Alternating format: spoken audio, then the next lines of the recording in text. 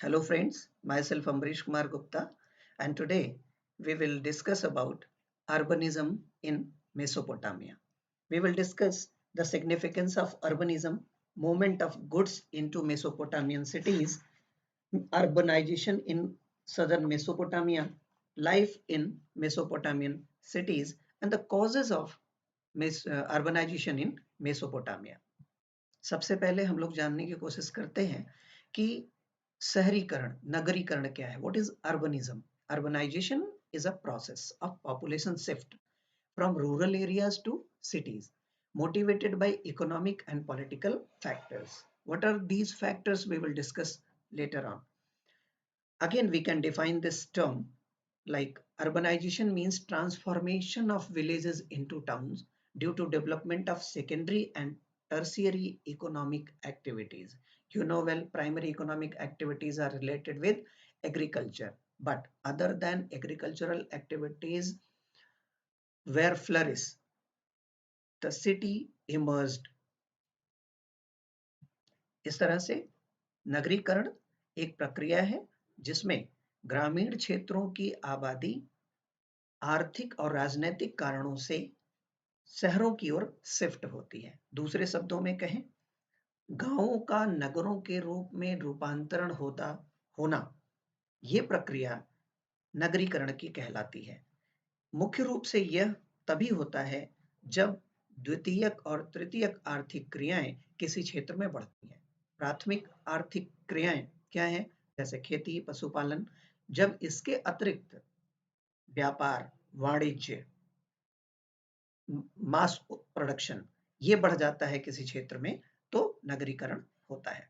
तो नगरीकरण एक प्रक्रिया है जिसमें सिर्फ किसी क्षेत्र की जनसंख्या ही नहीं बढ़ती, बल्कि उस क्षेत्र में रहने वाली जनसंख्या का कार्य भी बदल जाता है. यानी वो गैर कृषि कार्यों में शामिल होते हैं और नगरों में रहना लोगों के लिए लाभदायक होता है. यहाँ हम नगरीकरण के बारे में इसलिए पढ़ रहे हैं क्योंकि मेसोपोटामिया की सभ्यता में ही सबसे पहले नगरीकरण की शुरुआत हुई और सुमेर ही वो सभ्यता है जिसमें सबसे पहला नगर अस्तित्व में आया. अब ये प्रश्न उठता है, why did these cities develop in Mesopotamian civilization? मेसोपोटामियाई सभ्यता में इन नगरों का उदय किन कारणों से हुआ? सबसे पहले अगर हम देखें, जैसा कि हम लोगों ने पहले वीडियो में डिस्कस भी किया था कि मेसोपोटामियाई क्षेत्र जो दजला और फरात नदियों के बीच का उपजाऊ क्षेत्र है, यहाँ पर कृषि उत्पादन सरप्लस में होता है, अतिरिक्त उत्पादन होता है, जिससे उस क्षेत्र में गैर कृषि क्रियाएं होने लगती हैं. इस कारण से लोग खास क्षेत्रों में रहते हैं. साथ ही साथ जब कृषि उत्पादन बढ़ता है तो व्यापार आदि तेजी से बढ़ता है. व्यापारिक क्रियाओं और व्यापारियों की सुरक्षा के लिए उस क्षेत्र में राजनीतिक संगठनों का उदय होता है, प्रशासनिक संस्थाओं का उदय होता है और ये सब अपने क्षेत्र को सुरक्षित रहने के लिए प्राचीर, दुर्ग आदि का निर्माण करते हैं. इस तरह से नगर की एक विशेषता उसका दुर्गीकरण भी है, उसकी सुरक्षात्मक वॉल सिस्टम भी है. Now we will discuss about urbanization and the reasons thereof in Mesopotamian civilization one by one. First reason responsible for urbanization in Mesopotamian civilization is favorable climatic condition and use of river waters helped farming. आपको पता है कि दजला और फरात नदियों के बीच में, Euphrates and tigris river के बीच में जो उपजाऊ क्षेत्र था और इन नदियों और उसकी सहायक नदियों के द्वारा जो पानी और उपजाऊ मिट्टी दक्षिणी मेसोपोटामिया क्षेत्र में लाया गया बहा करके, उससे दक्षिणी मेसोपोटामिया का क्षेत्र काफी उपजाऊ हुआ.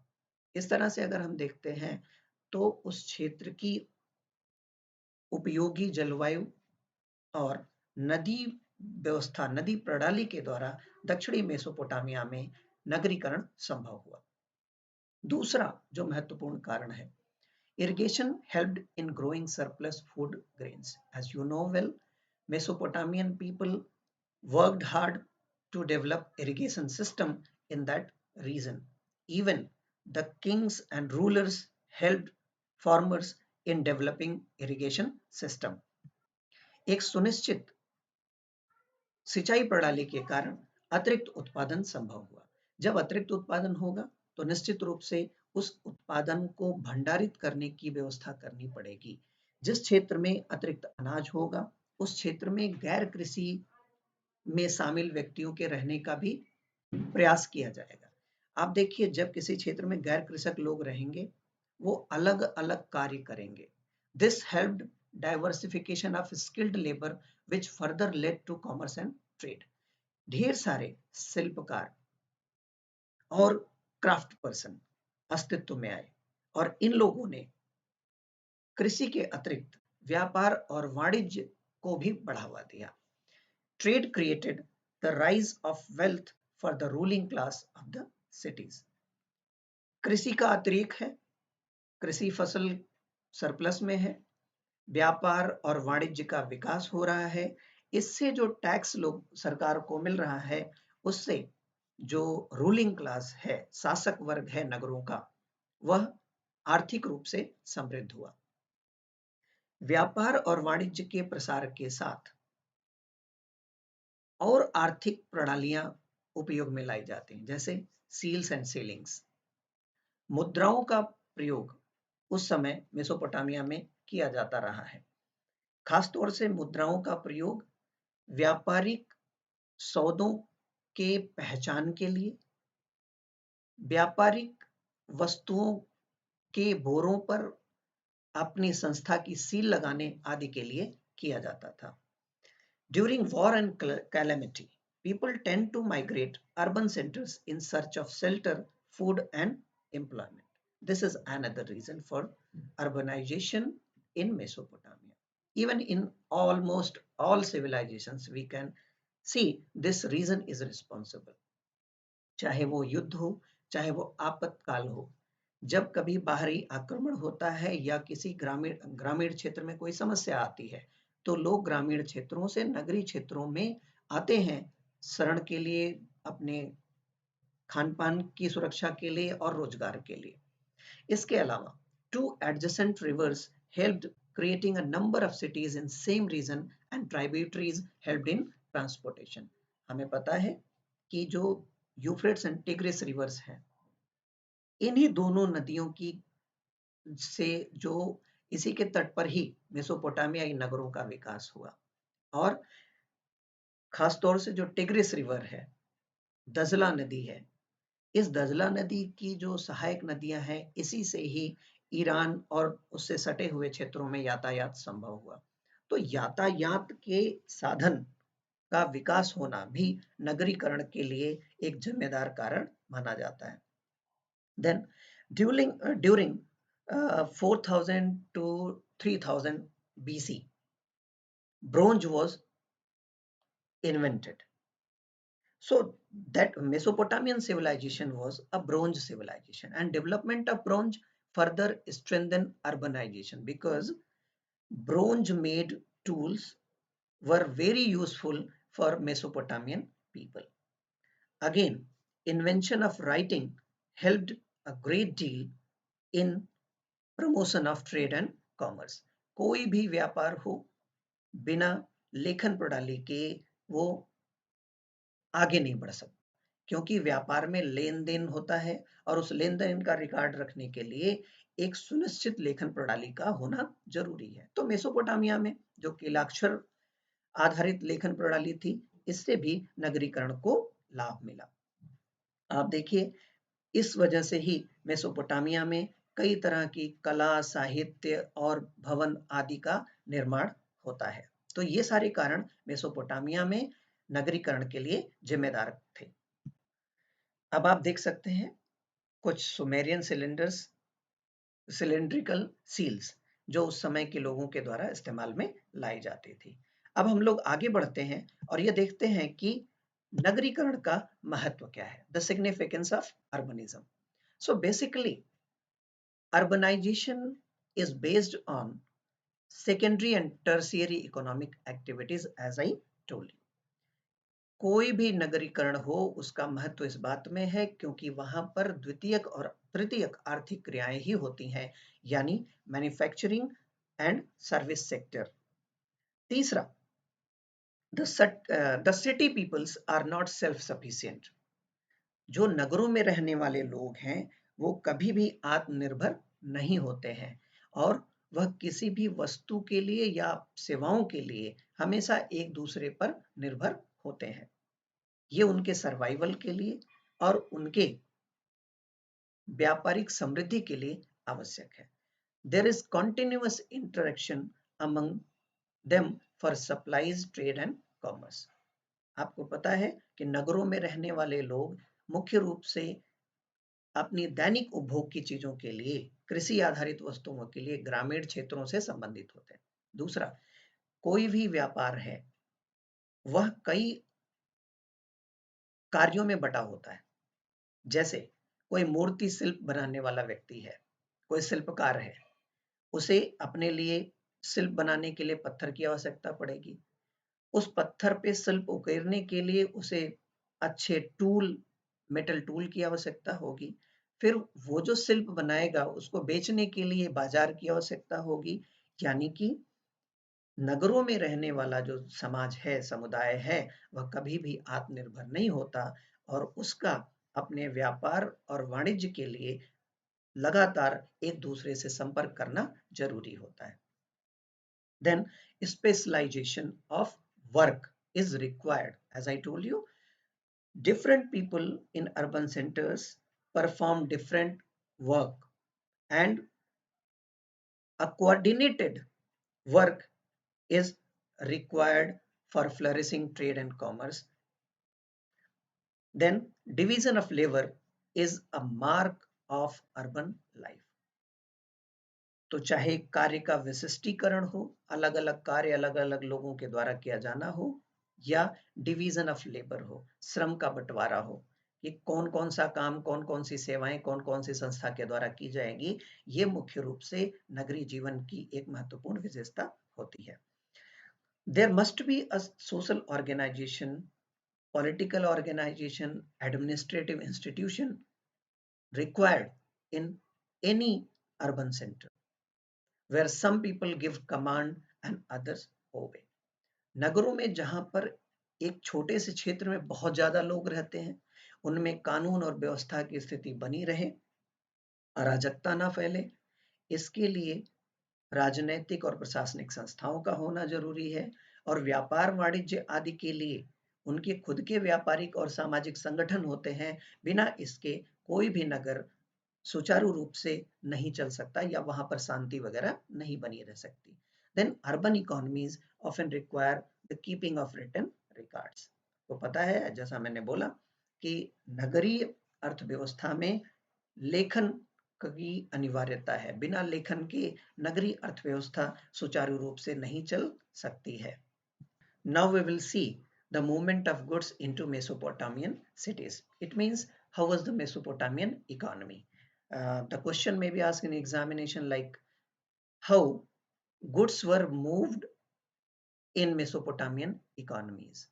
So actually in Mesopotamian civilization, the food resources were abundantly available, but minerals, metals, stones, and good quality of wood was not available in Mesopotamian civilization. Mesopotamia की सभ्यता में खाद्य संसाधन तो बहुत उपलब्ध थे, लेकिन खनिज संसाधन, मिनरल्स, धातुएं और उत्तम क्वालिटी की जो लकड़ियां हैं वो उपलब्ध नहीं होती थी। Minerals, stone for tools, seals and jewels, then metals for tools, wood for housing and other furniture related work were not available in Mesopotamia. Only Iraqi date palm and poplar was available there, which cannot be used for cart making, for making cart wheels and boat. So minerals, metals, and woods were imported in Mesopotamian civilization from neighboring countries like Iran, Turkey, and other neighboring countries.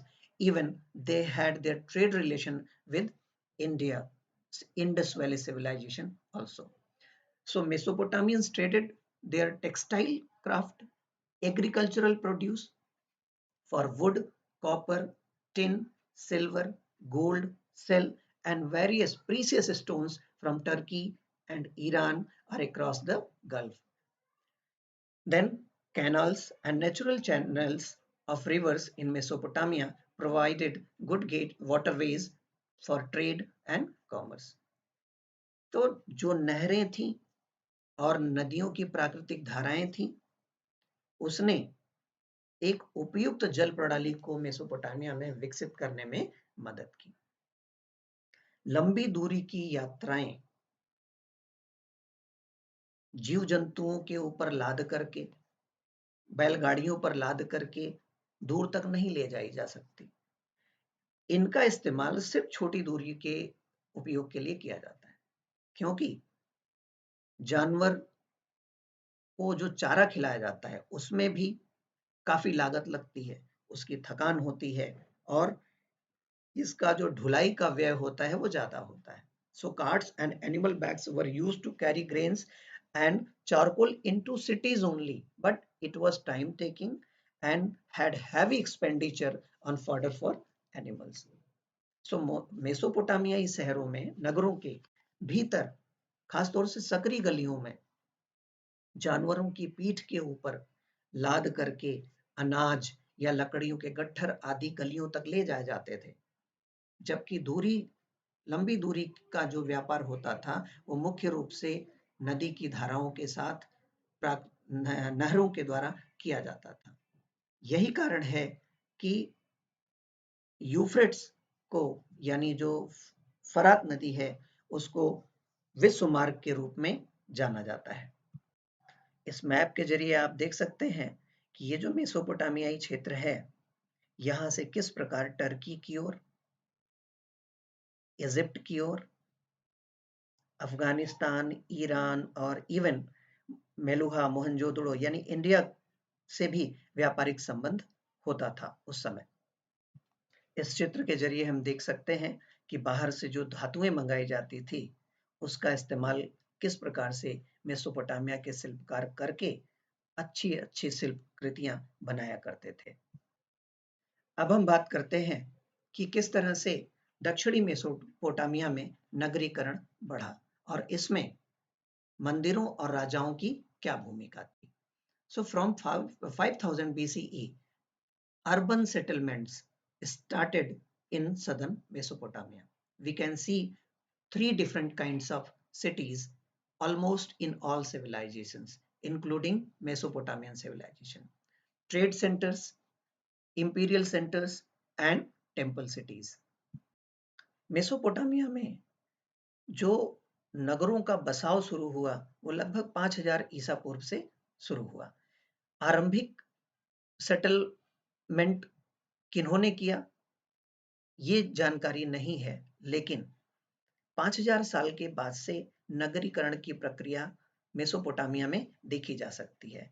पूरी दुनिया की तरह मेसोपोटामियाई सभ्यता में भी 3 तरह के नगर हम देख सकते हैं: व्यापारिक नगर, और मंदिर नगर और शाही नगर। मुख्य रूप से इस इस भाग में हमें मेसोपोटामिया के नगरीकरण में मंदिरों और राजाओं की भूमिका के बारे में देखना है। तो सबसे पहले हम लोग मंदिर नगर की बात करते हैं।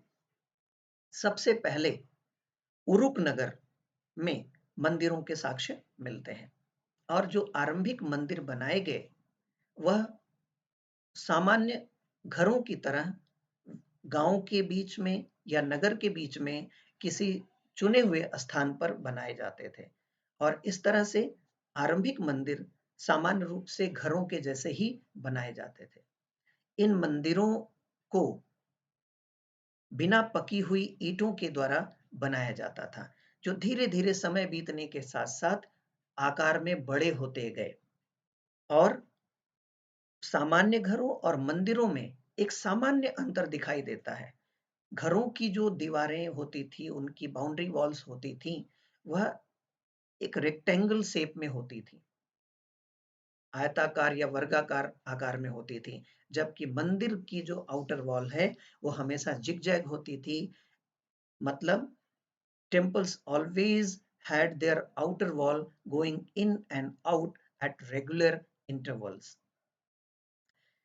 मंदिरों को देवी देवताओं का प्रमुख केंद्र माना जाता था, उनका घर माना जाता था और सभी तरह की आर्थिक गतिविधियों का केंद्र माना जाता था।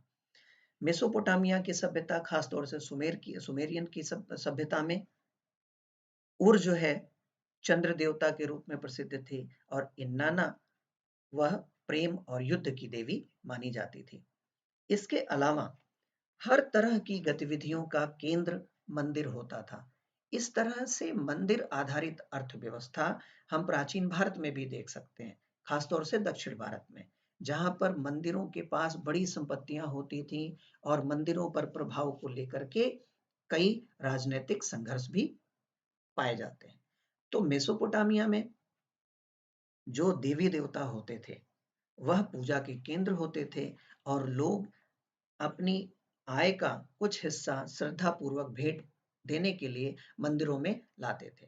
मंदिरों की उत्खनन से हमें अनाज के दाने और मछलियों की हड्डियां आदि मिली हैं, जिससे हम ये अनुमान लगाते हैं कि वहां पर इन चीजों को चढ़ावे के रूप में इस्तेमाल किया जाता था।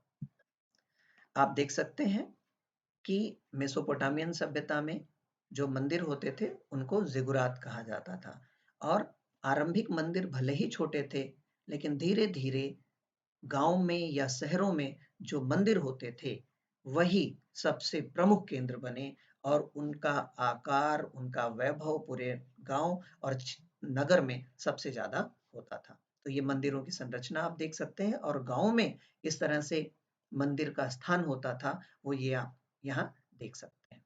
फिर हम लोग बात करते हैं कि मेसोपोटामियन सभ्यता हो या सुमेरियन सभ्यता हो, वहां पर पॉलीथीज्म यानी बहुईश्वरवाद का प्रचलन था।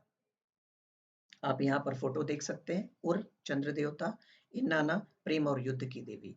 इनकी भी एक प्राचीन सुमेरियन देवता थे और इनकी मूर्तियां हमें मेसोपोटामियाई सभ्यता के उत्खनन से मिली हैं।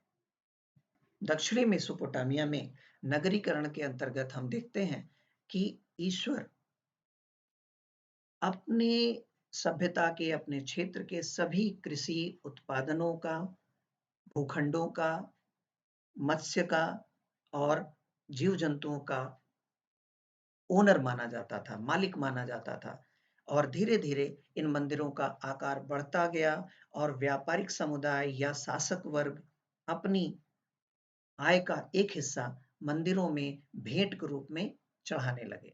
आरंभिक रूप से यह अनिवार्य नहीं था, लेकिन धीरे धीरे यह निर्धारित होने लगा और मंदिरों पर नियंत्रण करने के लिए शासक वर्ग या उस नगर का जो प्रशासक वर्ग है उसने मंदिरों को अपने नियंत्रण में करके अपनी इनकम को निर्धारित किया और अपने मान सम्मान को बढ़ाने के लिए इन मंदिरों को साज सज्जा से और विशाल और बृहद बनाने का प्रयास करने लगा। इस प्रकार गांव हो या नगर, मंदिर प्रमुख शहरी संस्था के रूप में उभर गए और मंदिरों को अपने प्रभाव में लेकर के उस क्षेत्र के शासक और प्रशासक वर्ग ने अपना महत्व भी बढ़ाने का प्रयास किया। हम सभी जानते हैं कि क्षेत्रों पर अपने नियंत्रण को लेकर के लगातार गांवों का दूसरे गांवों से, नगरों का दूसरे नगरों से लगातार संघर्ष होता रहा। इस कारण से जो विजेता शासक होता था, प्रशासक होता था, मुखिया होता था, वह लूट की संपदा को न सिर्फ अपने समर्थकों में बांटता था, बल्कि उसका कुछ हिस्सा वह मंदिरों में चढ़ावा चढ़ाने के लिए दे देता था। मंदिरों को विस्तृत और वृहद बनाने के लिए ऐसे विजेता समुदाय के लोग, चाहे वो राजा हो या मुखिया हो, वह लोगों को दूर दूर भेजता था ताकि वो कीमती पत्थर, धातुएं लाएं और मंदिर को और भी विशालकाय बनाया जा सके और इस माध्यम से राजा, प्रशासक अपनी सत्ता, अपनी स्थिति को और अपने अधिकार को अपने समुदाय के ऊपर और मजबूती से रख सके। इस प्रकार आप देखिए, नगरीकरण में जितना योगदान मंदिरों का है, उतना ही योगदान राजाओं का, शासक वर्ग का है। शासकों ने हमेशा नगरों के विस्तार को बढ़ावा दिया, ताकि जो लोग उनके आसपास रहेंगे वो बहुत शीघ्र ही उनके साथ सेना के रूप में शामिल हो सकते हैं। राजाओं के अलावा जो आम जनता है, उसने भी अपने आप को संगठित रूप से नगरों में रखना इसलिए स्वीकार किया क्योंकि इसमें उनकी सुरक्षा होती थी। तो नगरीकरण को आम जनता की तरफ से भी सहयोग मिला। सामान्य रूप से जो युद्धबंदी होते थे या आम जनता होती थी, उन्हें अपने दिन का और अपनी आय का एक निश्चित समय और एक हिस्सा मंदिरों को प्रत्यक्ष रूप से देना अनिवार्य था। यानी वो कुछ निश्चित समय मंदिरों में सेवा कार्य करते थे, साथ ही साथ अपनी इनकम का कुछ हिस्सा वो मंदिरों में देते थे। मंदिरों के निर्माण के लिए युद्धबंदियों का इस्तेमाल भी होता था, या कुछ अन्य लोग, सामान्य लोग होते थे जिनका भी इस्तेमाल किया जाता था, और इसके बदले में उनको अनाज, कपड़े, तेल आदि उनके दैनिक जीवन के लिए दिया जाता था। नगरीकरण में मंदिरों, राजाओं, आम जनता के साथ-साथ तकनीकी उन्नयन ने भी बहुत योगदान किया। आप देखिए, जो ब्रोंज टूल्स हैं या जो पॉटर्स व्हील है, वह मेसोपोटामिया की सभ्यता में ही शुरुआत हुई, और इसकी वजह से शिल्पकारी का काम तेजी से होने लगा। बर्तन बहुत तेजी से बनाए जाने लगे, जिससे मेसोपोटामिया की सभ्यता में उसकी अर्थव्यवस्था और राजनीतिक व्यवस्था को बढ़ावा मिला, स्थायित्व मिला। अब हम लोग नए टॉपिक की बात करते हैं कि मेसोपोटामियाई समाज कैसा था, या मेसोपोटामियाई नगरों में किस प्रकार का जीवन था। How was the life in the Mesopotamian city. Otherwise examination you may ask question like how was the Mesopotamian society explained। तो आप देख सकते हैं मेसोपोटामिया की सभ्यता में मुख्य रूप से अन्य समाजों की तरह से 3 वर्ग थे। पहला, एक छोटा शासक वर्ग जिसके पास ढेर सारा वेल्थ था, ढेर सारी पूंजी थी। ये हम कैसे पता चलता है? ये इसकी जानकारी हमें मिलती है जो मेसोपोटामिया की सभ्यता से उत्खनन हुए हैं, वहां पर कुछ कब्रगाहों से हमें शवों के साथ साथ कीमती चीजें मिली हैं, जिससे हमें पता लगता है कि मेसोपोटामिया में जो शासक वर्ग है वो होता था। साथ ही साथ सामान्य लोगों की कब्रें भी मेसोपोटामिया से मिलती हैं, जिनके साथ कुछ भी कीमती वस्तु नहीं होता था। तो हम इस बेस पे अंदाजा लगा सकते हैं, इस आधार पे अंदाजा लगा सकते हैं कि जो शासक वर्ग था उसके लिए नगरों में ही अलग से कब्रगाह भी होती थी। उस कब्रगाह में सामान्य के साथ साथ शासकीय वर्ग के लोगों को दफनाया जाता था। जबकि एक और समाधान की प्रणाली वहां पर प्रचलित थी, जिसमें सामान्य लोगों को उनके घरों के आंगन में या अहातों में ही दफना दिया जाता था। तो इस प्रकार के समाधान प्रणाली से हमें यह पता लगता है कि वहां पर एक उच्च शासक वर्ग भी था जो काफी समृद्ध था, और उसके समाधान के साथ हमें कीमती चीजें मिलती हैं। तो एक उच्च वर्ग, दूसरा मध्यम वर्ग। मध्यम वर्ग जो व्यापारी वर्ग था, इसके अलावा जो ऋषि दास या युद्ध में जो बंदी बनाए गए व्यक्ति होते थे, ऐसे लोग भी होते थे। मुख्य रूप से हम लोग देखें सो nuclear family was the norm of the society. सामान्य रूप से एकल परिवार का प्रचलन था, और वैवाहिक पुत्र, ऐसा पुत्र जिसका विवाह हो गया हो, सामान्य रूप से वह अपने परिवार के साथ उस एकल परिवार का ही हिस्सा माना जाता था, जबकि वो अलग भी हो सकता था। किसी भी परिवार में पिता ही परिवार का मुखिया होता था। इसके अलावा विधिक पत्रों से ये जानकारी मिलती है कि जो विवाह थे उसकी एक सामान्य प्रणाली थी। बाल विवाह नहीं होते थे। मैच्योर लोगों के बीच में एडल्ट मैरिज सिस्टम था वहां पर। विवाह दोनों पक्षों की सहमति के बाद होता था और खासतौर से वधू पक्ष के द्वारा विवाह की सहमति देने पर विवाह होता था। विवाह के पश्चात मंदिरों में भोज वगैरह का कार्य संपादित किया जाता था और जब लड़की की विदाई होती थी उस समय लड़की का पिता अपने उत्तराधिकार से संबंधित जो भी लड़की के अधिकार होते थे वह उसको चुकता कर देता था। यानी विवाह के बाद जो लड़की है उसका अपनी पैतृक संपत्ति पर कोई अधिकार नहीं होता था। विवाह के समय ही उसके पिता के द्वारा उसके उत्तराधिकार की सारी चीजें समर्पित कर दी जाती थी, उसको दे दी जाती थी और पिता के पास बचे हुए पशुधन, भूमि, जीव जंतु, खेत सभी पर उसके पुत्र का अधिकार होता था। 1930 के दशक में उर नगर का उत्खनन किया गया। उसके उत्खनन के से प्राप्त साक्ष्यों के आधार पर यह कहा जा सकता है कि जो नगर होते थे वह बहुत ही ज्यादा घने बसे होते थे और जो नगर में गलियां होती थी वह बहुत ही सकरी होती थी जिसके अंदर बैलगाड़ियां, जानवर गाड़ियां नहीं जा सकती थी और सिर्फ जानवरों के ऊपर लाद करके ही अनाज या लकड़ी आदि ले जाई जा सकती थी।